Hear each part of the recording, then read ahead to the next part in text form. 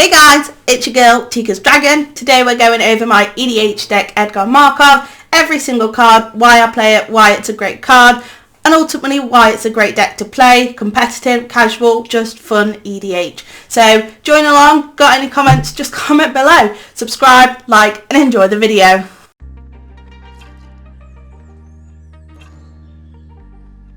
So I'll start with Edgar Markov. The reason he is such a great commander is his ability Eminence. So he doesn't even need to be on the battlefield for me to be getting his triggers. Whenever I cast a vampire spell, I get a 1/1 black vampire. So he is also a great body as well. 6 mana, but you get a 4/4 first strike and haste, so he can swing straight away. And then when he does swing, everyone else in the team gets +1/+1 counters. So these are the first set of creatures. So this category for creatures is the Lord section, so they all give other vampires +1/+1, and then the higher the mana, so Stormcoat Captain also gives them all first strike, and then Bloodline Keeper has the ability to transform if you've got 5 or more vampires, which is pretty easy, and then on the flip side of that it is +2/+2, and then either side has a tap ability to add more vampires onto the field. And then finally, I will just quickly go over Captivating Vampire's final ability. So what Captivating Vampire does, you can actually take control of another target creature. It also becomes a vampire when you gain control of it. And I just love having this to steal other people's commanders, their big creatures, their payoffs. I want their payoffs as well. So the next batch of creatures we've got all bulk the team individually. So they've all got their own ability to increase the team +1/+1 counters on them, make everything bigger. So whether that's sacrificing a creature, or when another creature dies, or if you discard a card, or when you deal combat damage, things like that. All great ways to boost the team. So with the next lot of creatures, what they all do is they all have the ability for card draw. So we're not playing blue, so card draw is quite an important thing to be getting on creatures.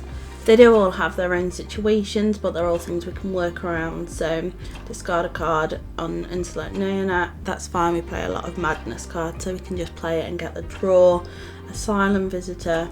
Your opponent's got to have no cards in hand. Dusk Legion Zealot just when it enters, and then Twilight Prophet, you've got to have Ascend. But when lands and the 1/1s that you get count as permanent, you can get 10 permanents pretty quick. And then with Ascend, as soon as you've got it, you have it for the rest of the game. So one little trick that we do have up our sleeve is we do have a sub theme of Madness. So it has popped up on a few cards before, and it will pop up again.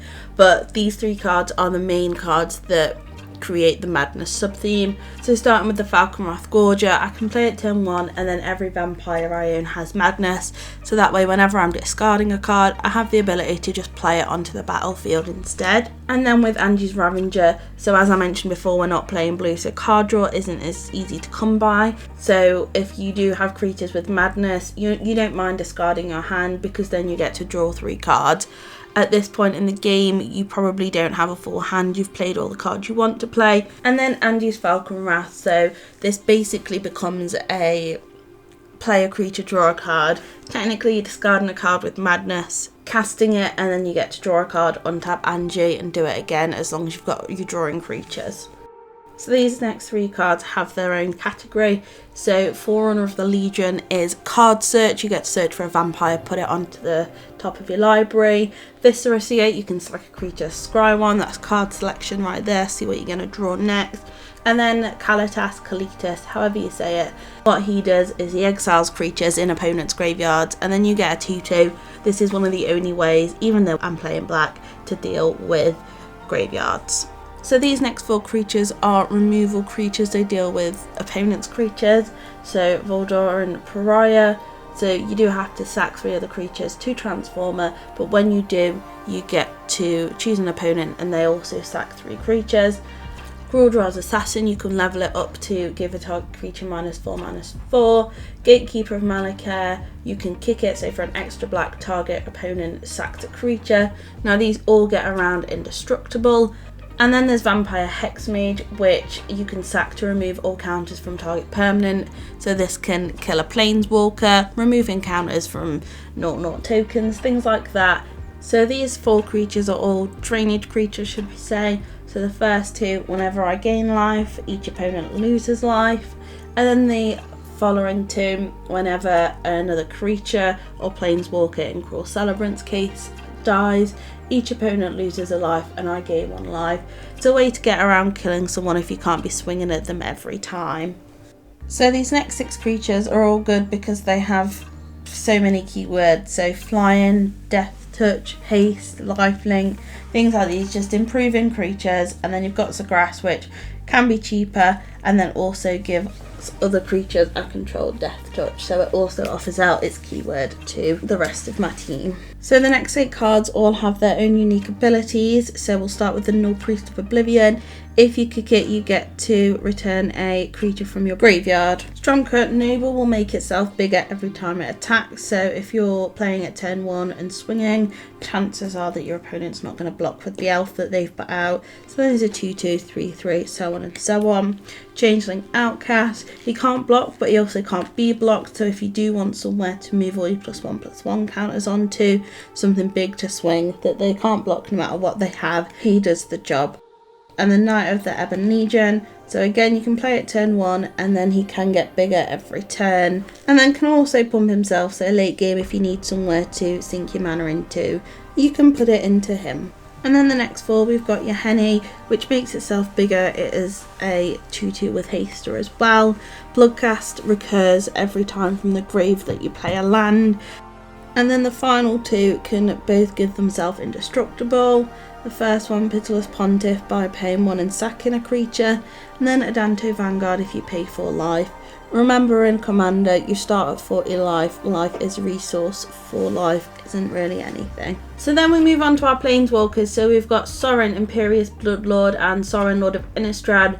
So we'll start with the 3 mana Sorin. Its +1 boosts a vampire each turn. Its second +1 is removal and life gain. And then finally its -3 is playing a vampire from my hand for free. And then we've got 4 mana Sorin, Lord of Innistrad, so he comes in on 3. It's not as good, however he still does protect himself with his +1. He then boosts the team with his -2 given as an emblem, and then his -6 is removal. Now next we've got the artifacts. Now these are the 4 staple mana rocks that I put in every single deck. Without a doubt, if I'm building a deck, these 4 will go in first, before the lands, before anything. These are the ones. They all net you mana the turn that they come out, and that's how you get ahead in a game. And then the next 4 we've got more mana rocks. We've got Arcane Signet, which will go in any deck more than 1 colour. And then we've got 2 talismans and a signet.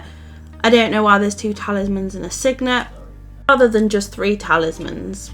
Maybe I just didn't have the 3rd when I built the deck. The final 2 artifacts that I play in the deck are Herald's Horn and Skull Clamp. So Herald's Horn is card knowledge, draw, and then it makes my vampires cheaper. Skull Clamp really synergizes well. So you've got the 1/1s, you need card draw, just attach the Skull Clamp, get rid of that 1/1 and draw 2 cards. Next up we've got the 4 enchantments that we play in the deck. So starting off, 3 anthems, Radiant Destiny, Shared Animosity, Etchings of the Chosen, all boost the team. And then we've got Legion's Landing. Turn 1 you play it, you get 2 1/1s, and then you can flip it and then you've got a land as well, which then also creates 1/1s. Moving on to our sorceries next. So Demonic Tutor, Diabolic Intent, card searches, you get to put a card from your library into your hand, search any card. So go search up your win con, whatever gets you out of the sticky position you're in. And then we've got Agadeem's Awakening, which can recur vampires from the grave. So because your vampires are such low cost, Agadeem's Awakening shouldn't cost much, 6 mana probably at the most. And then it also does flip, in case you're a bit mana short, you can play the land. So next up we've got the 6 instants. So the first 3, well the first 2 are card search. So again, search your library for your win con, whatever you need in that time. Remember, because they're instants, with these 2 they do go on top of your deck instead of straight into your hand, but just play them in the previous opponent's end step. And then we've got Village Rites. This is card draw, sack a creature, get rid of those 1/1 tokens created by Edgar, and you get to draw 2 cards. And then the following 3 instants, we've got removal. So we get to exile a target non-land permanent, we get to exile a creature, and then we've got a Fatal Push just to get rid of something small and annoying. And finally we've got up our lands. So I'm just going to go through them in the order that I put them into the deck. the order in which I'd prioritise them. So starting off firstly with the dual lands, and then moving on to the 10 fetchers, well 9 fetchers and a prismatic vista. Then next for us to fetch up are the shock lands, and here are the any colour lands as well. We do have, because it's a tribal deck, we do get the added benefit of Unclaimed Territory and Cavern of Souls. Then the Horizon lands, the basic lands and shock lands. Having card draw on a land I do really like. And again, life is just a resource, and especially in Commander. Then we've got the filter lands. There's a lot of double black vampires in the deck.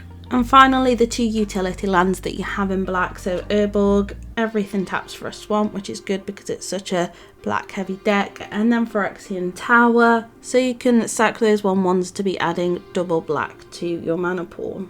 That is all, guys. That is my Edgar Markov EDH deck. I hope you enjoy. I enjoy playing him. Remember to like, subscribe, and I'll see you in the next video, guys.